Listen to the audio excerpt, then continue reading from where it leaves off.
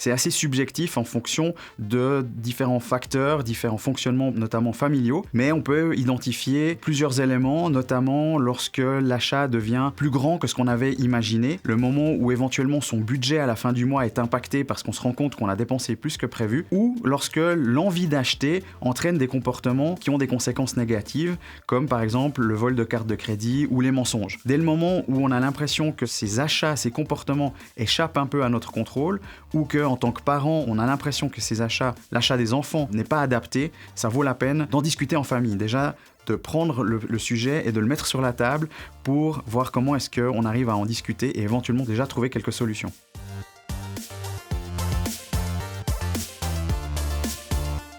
L'aide peut venir à différents niveaux, on peut déjà la trouver dans son entourage proche, notamment quand il s'agit d'enfants ou d'adolescents. Le simple fait de poser le sujet sur la table, de l'aborder ouvertement, de ne pas faire de l'écran et des jeux un sujet tabou, permet des fois de réorienter un petit peu, de réorganiser le comportement et d'éviter ce qui peut devenir problématique. Ensuite, lorsque certaines situations deviennent trop complexes, il ne faut pas hésiter à ce moment-là à consulter des spécialistes, puisqu'il faut aussi pouvoir reconnaître ses propres limites. En tant que parent, des fois, le sujet devient trop compliqué et c'est important de faire appel à des spécialistes externes. Il est important de lever la culpabilité qui peut reposer sur les joueurs ou les joueuses et aussi sur leurs parents éventuellement qui ont l'impression de ne pas avoir réussi à gérer ce problème-là. Donc le fait d'en parler ouvertement fait qu'on se sent aussi plus léger pour en parler aussi vers d'autres spécialistes, donc vers l'extérieur.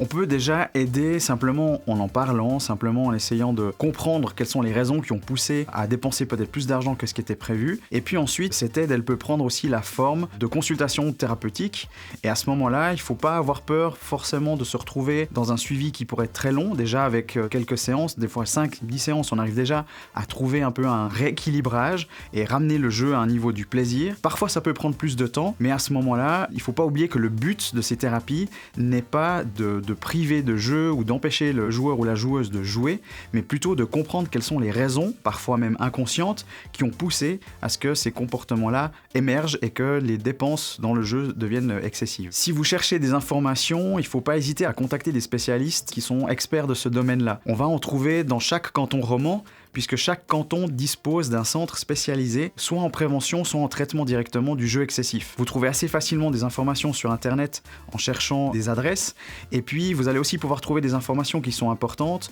comme de savoir les tarifs de ces thérapies et est-ce qu'elles sont prises en charge, soit par l'assurance de base, soit par l'assurance complémentaire. Ça vous permettra aussi d'avoir une idée un petit peu du processus dans lequel vous vous lancez, mais c'est quelque chose qui reste accessible facilement et qu'on peut trouver de manière assez locale sans devoir se déplacer trop loin non plus.